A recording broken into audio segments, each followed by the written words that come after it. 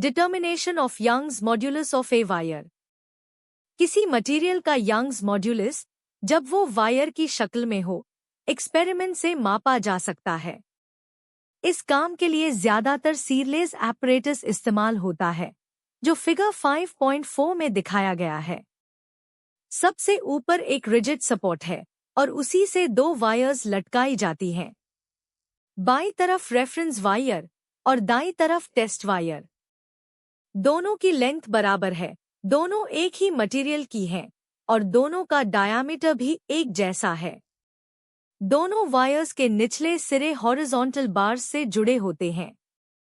इन frames को F1 और F2 कहते हैं। F1 के हुक में एक कांस्टेंट वेट लटकाया जाता है और F2 पर एक हैवी हैंगर।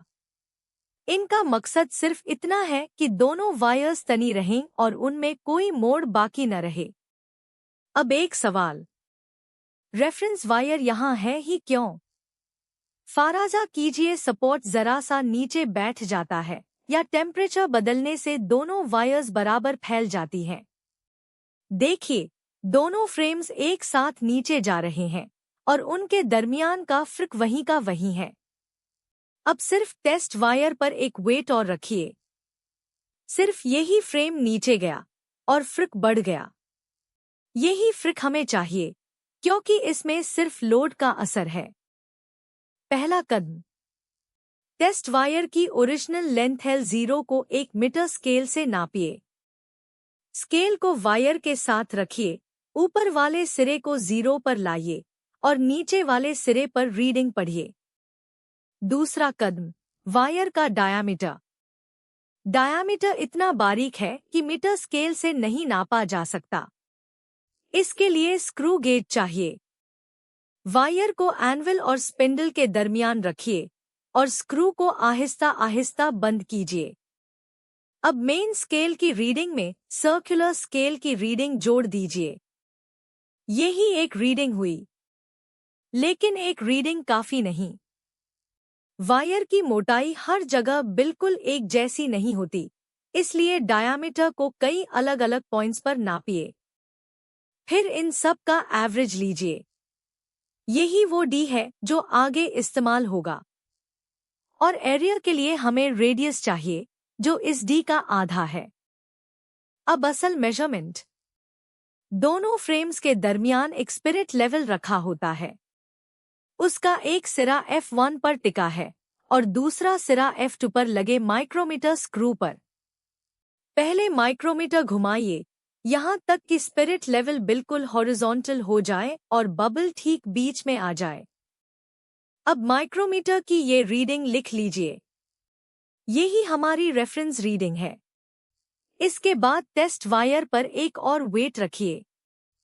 टेस्ट वायर में इलोंगेशन होता है, उसका फ्रेम नीचे चला जाता है और स्पिरिट लेवल झुक जाता है। बबल ऊंचे सिरे की तरफ सरक जाता है। अब माइक्रोमीटर स्क्रू घुमाकर स्पिरिट लेवल को दोबारा हॉरिजॉन्टल कीजिए ताकि बबल वापस बीच में आ जाए। ये दूसरी रीडिंग लिख लीजिए। दूसरी रीडिंग में से पहली रीडिंग घटा दीजिए। जो बचा वो ही टेस्ट वायर का एक्सटेंशन है, यानी डेल्टा L, और गौर कीजिए कि ये एक्सटेंशन कितना छोटा है। यही वजह है कि इसे स्क्रू से नापा जाता है, स्केल से नहीं। एक्सटेंशन मिल गया। अब स्ट्रेस और स्ट्रेन निकालिए। स्ट्रेस बराबर है वेट तकसीम एरिया ऑफ वायर, यानी F/A। F वो वेट है जो हैंगर पर रखा है, यानी mg, और A उस वायर के क्रॉस सेक्शन का एरिया है। वायर गोल है, इसलिए ये एरिया बराबर है πr²। तो स्ट्रेस बराबर हुआ mg/πr²। अब स्ट्रेन।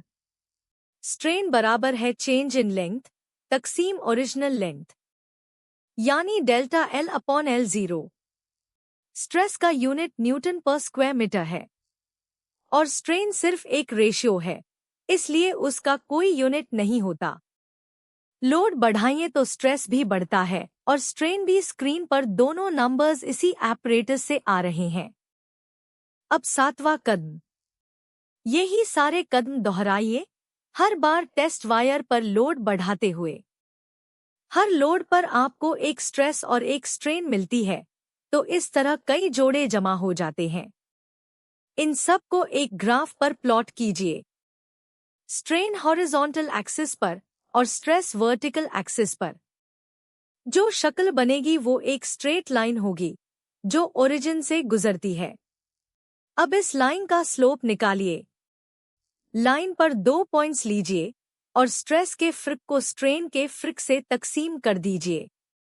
यही स्लोप y है, यानी वायर का यंग्स मॉड्यूलस।